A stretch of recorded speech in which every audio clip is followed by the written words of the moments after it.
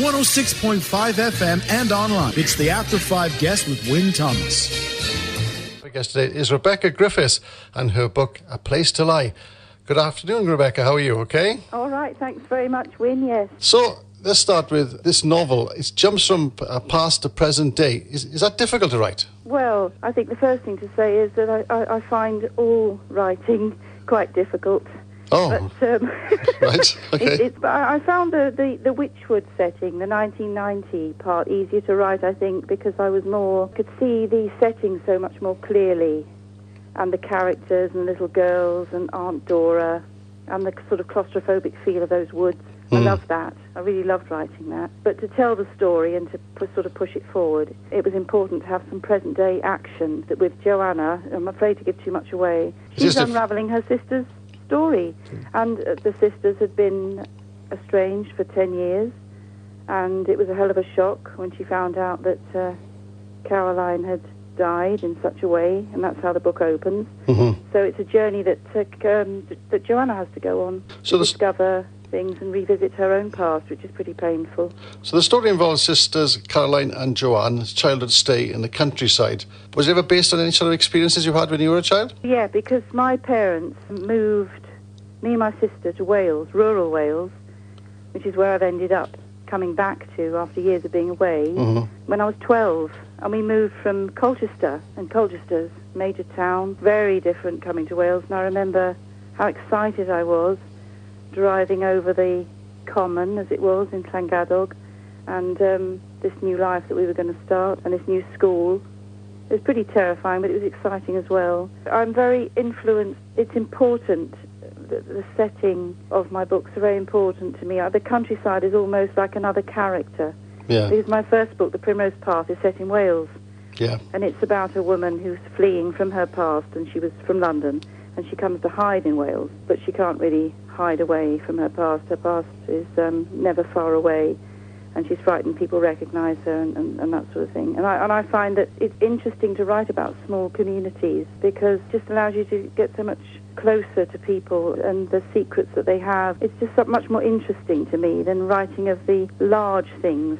So I suppose to write of the smallness of things is more appealing, and the characters within that setting then. I can see settings really clearly. I'm writing a new one now, and again it's going to be in Wales. Oh, lovely. In a summer again, present day really. What goes on within this sort of seemingly idyllic as surroundings, the evil that can be sort of be going on behind the hedges. So you found it different when you were a child, so the sisters find it difficult as well, don't they? The different life for them. I found it difficult to sort of find my place, yeah, and to sort of fit in, because I joined halfway through the first term of the first year in secondary school. You know, right, and yeah. I didn't speak Welsh. I did learn Welsh a bit when I was at school, but I'm really very ashamed that I've forgotten so much of it. But I did find that quite difficult, it not being my first language. And in Welsh is, and quite rightly so, a big deal in these parts. And I always felt slightly foreign, because you just are. And I don't think perhaps I've never really fitted in anywhere in my life. So I don't know. I find that's quite a good thing though as I've got older. But as a child, it was all important to fit in. Of course, it is. Yeah. So I'm quite good at writing about characters who struggle to find their place in the world. Perhaps is what I'm trying to say. I like the flaws that we all have and that we all are, as well as we're equally as good as we are bad. I think there's as much of that in all of us. Great Auntie Dora looks after the girls. What sort of person was she? I love it that you're asking about Auntie Dora, because she's such a peripheral character, isn't she? Yeah. And that she's got such a great backstory, and I wanted to write so much more about her. But in the genre of thriller writing, you've got to be very careful, because you've got to watch the pace, and you can't clog up the story with unnecessary information. And perhaps a lot of Dora's background is all there, and it was all written, but I have to chop it, me now, self-editing, chop it all away. And then was told to cut more out. But she's a very interesting woman, I think. I could see her very clearly. Middle-age, somebody that middle-age had crept up on and almost surprised her. And I think she's quite childish, really. She's quite childish, even though she was a woman before she inherited all her parents' money. You know, hugely important. She had a hugely important job. She's somebody who speaks many languages, and she's very, very capable.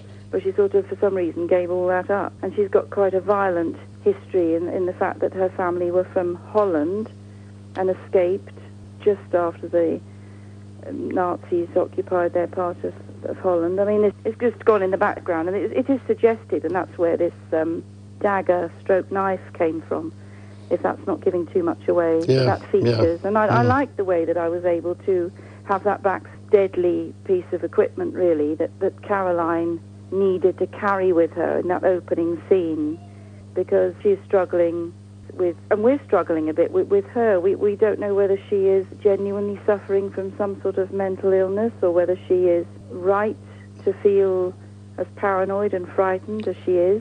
Well, the relationship between the sisters is troubled, and it seems that in the very part of that, this character Dean is the centre of all this. Yes, that's right. And this feeling of, when I think about it, there's a lot going on here, isn't there? There's a lot going on. And these sisters, yes, quite right. We've got Joanna, who seems like the golden child, and actually might come across in her own head when she narrates her part in the present day as being, very good, and she's got her life sorted. She's a talented woman. She's worked very hard, but she's been very lucky because she's a pianist now, and she teaches at the Royal Academy of Music. She lives a lovely life in a lovely house, 2 lovely boys, a lovely husband. It's all worked out very well for her. And actually, as a child, she wasn't encumbered by her sister Caroline's guilt, because Caroline is awful backstory, really, and I feel really sorry for Caroline. And, you could make allowances for her because her father drowned saving her from the waves when she was a young kid. And this book does open in the present day, but we go back to 1990, and 5 years before, their father, Joanna and Caroline's father, had drowned saving Caroline, and Caroline never felt herself worthy of that, and her mother certainly never made her feel worthy of that. And I can recognise that in my own childhood, and I think that's why I found Caroline easy to write in that sense. Yeah. And imagine what it would be like for the sister. There's the murder, which obviously is all part of the thriller, which disturbs the villagers and leaves suspicion on one person, isn't it?